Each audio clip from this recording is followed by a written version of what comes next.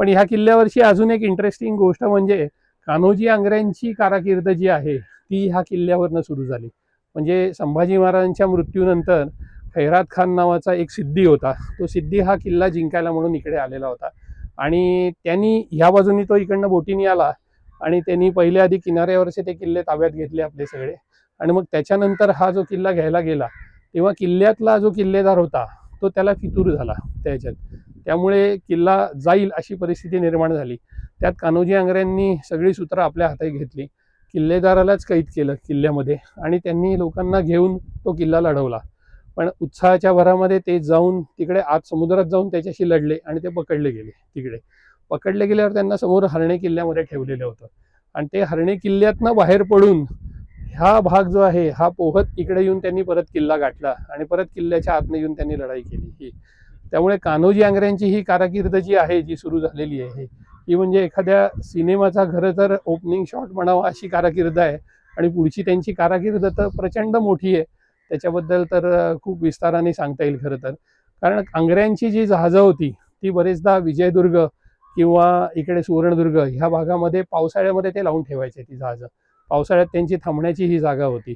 त्यामुळे इंग्रज पोर्तुगीज हे सगळे लोक कायम इकडे हल्ला करायचा प्रयत्न करायचे, कारण जहाजं इथे असते म्हणजे जहाजच नष्ट केली की त्यांचं आरमार संपलं अशा आहे.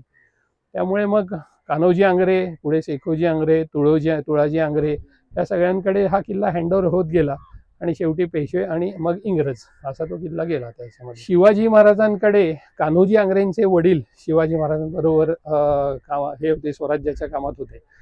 तर त्याच्यानंतर कान्होजी आंग्रे हे राजाराम महाराजांच्या काळात आले आणि कान्होजी आंग्रेंना मग शाहू महाराजांच्या काळामध्ये सरखेल ही पदवी मिळाली.